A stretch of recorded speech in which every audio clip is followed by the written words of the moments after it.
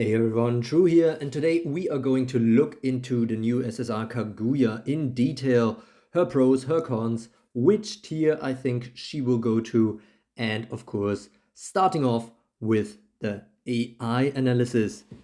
First, we're gonna check on her threat level here, and we see that it gets 20% higher if she has the stealth status effect, which she of course can easily get with the Lunar Whale. Another 25% comes on top or separately if she is in combat for 300 or more time units. That of course because of the Survivor's Barrage. Now, what do I think about this threat level? I think it's curious that there's no threat condition depending on enemies sleeping, which I guess kind of makes sense because there will always be an enemy sleeping if she is fully awakened and not facing a burn team because of that whole kind of lunar curse mechanic, always putting an enemy to sleep. So this is really helpful for her that this doesn't even give her any additional hate, and the kind of stealth condition in combination with her endure effect is also nice because as soon as she loses the stealth status, her hit will drop and she can possibly recover once she gets the turn again.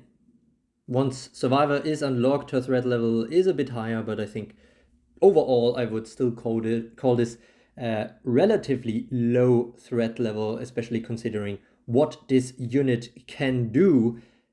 Speaking of which, looking at her active skills, of course, Lunar Whale will be used whenever she can. I can't think of many scenarios where this is problematic. Maybe if there is some enemy next in the TU order, just one TU away, then this might lead to potential problems. But yeah, it's good that she uses Lunar Whale immediately. It is an instant skill, so she will get the turn likely right away again.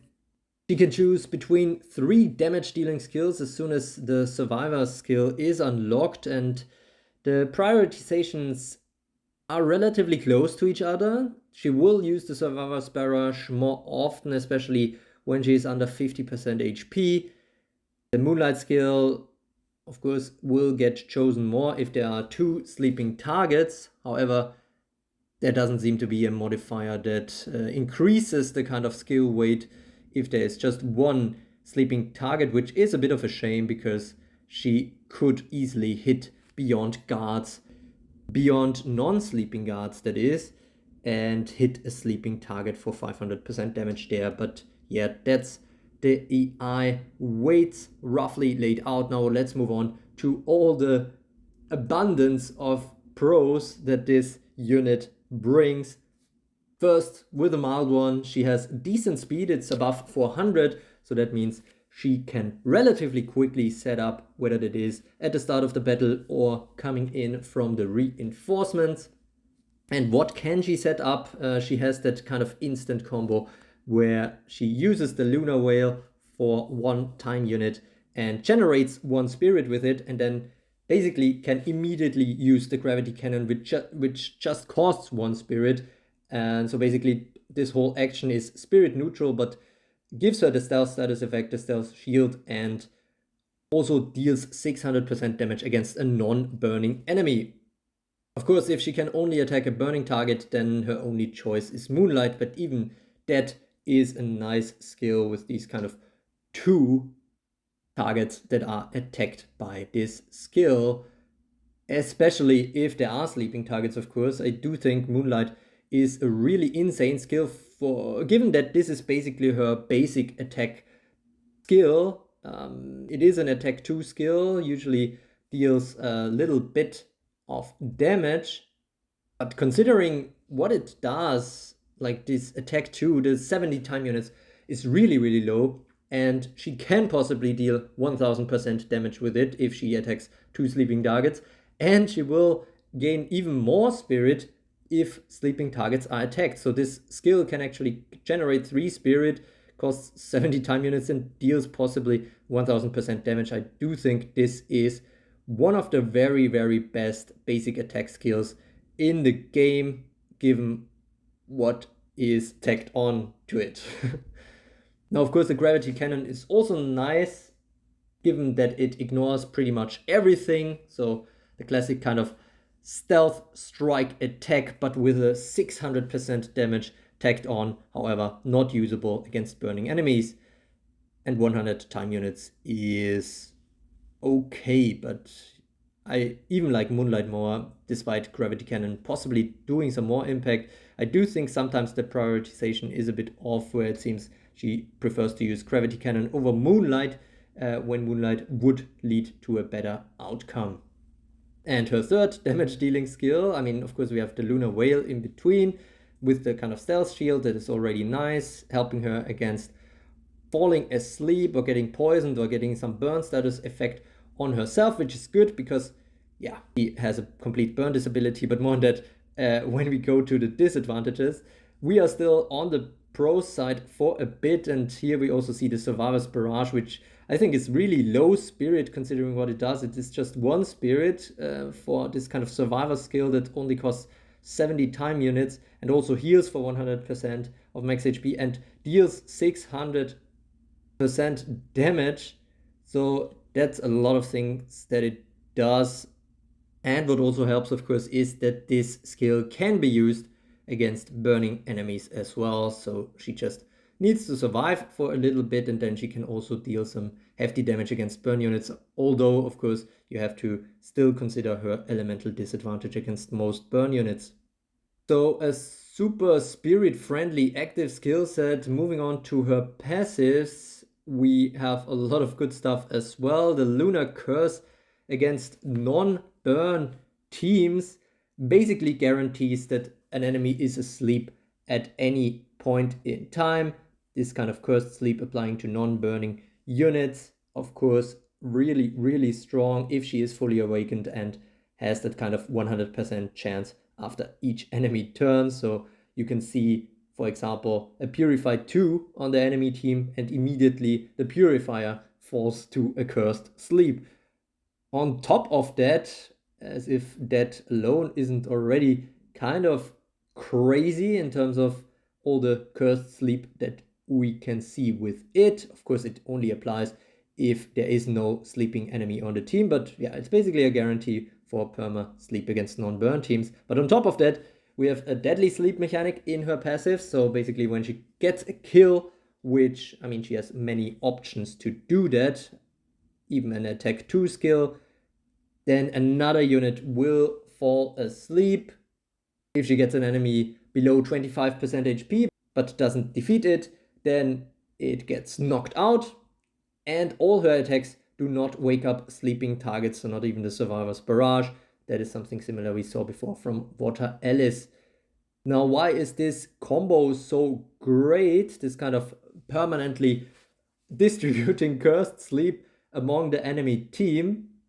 Of course, because of her huge passive heal that she gains from sleeping enemies. Whenever sleeping enemies get a turn, she heals for 50% of HP. I think this is pretty crazy. And on top of that, also, even more importantly maybe, is that she also regains the Endure if it isn't already unlocked. So if she is basically at 1 HP, then a sleeping enemy gets the turn, she's back to 50% HP with the Endure status effect unlocked. So will take possibly 2 hits again to defeat.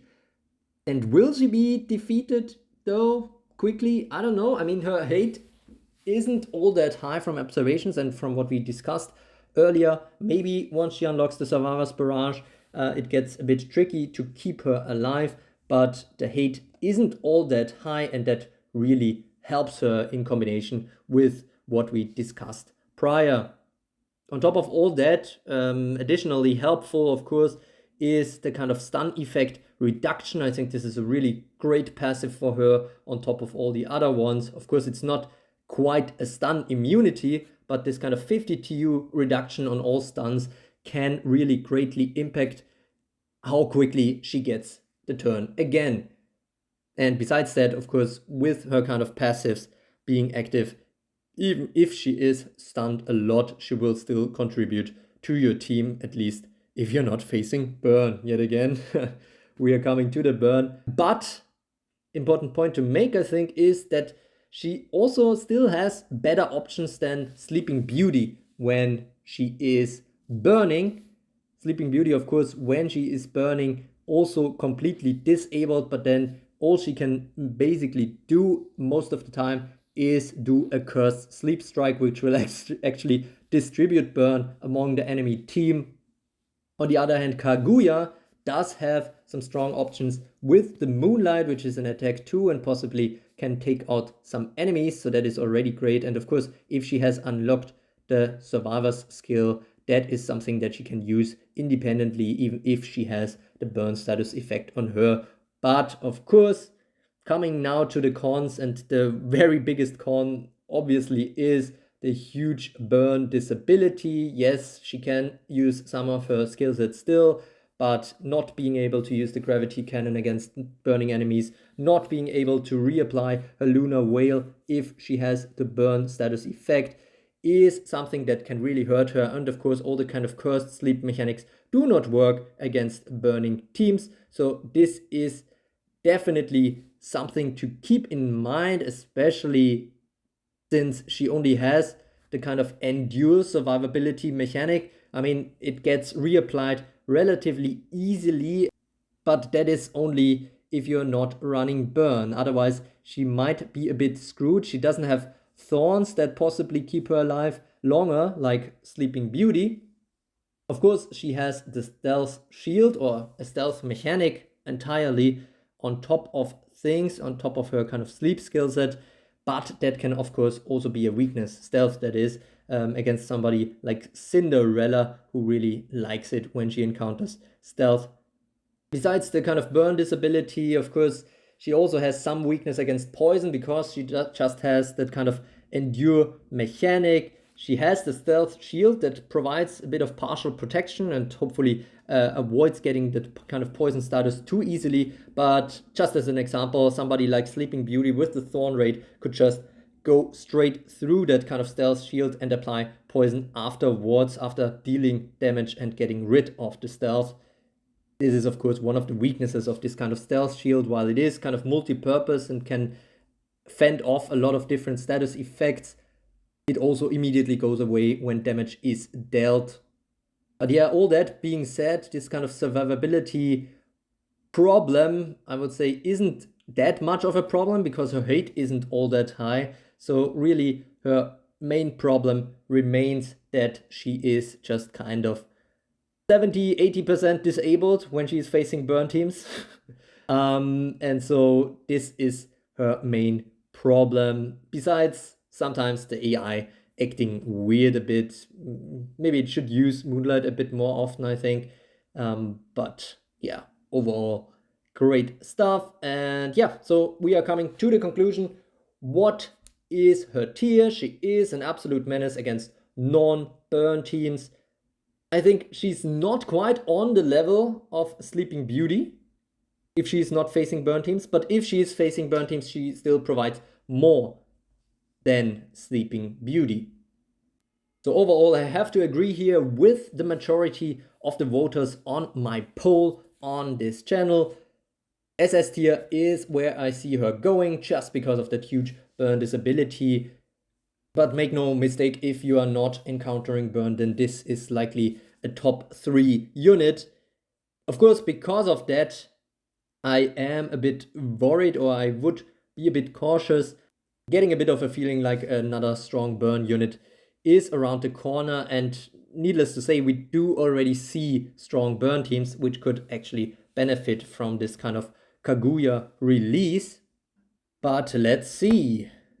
Thanks to Nizetto, Lens.js and Saturn for the visuals used in this video. Sorry that this review got a bit delayed. Unfortunately, I was caught up with my job, but I hope you still got some value from this in-depth review. Let me know if you got her or what your thoughts on her are in the comments. I read them all and react to them all. Don't forget to like and subscribe to become a true carrot. And as always, thanks for watching.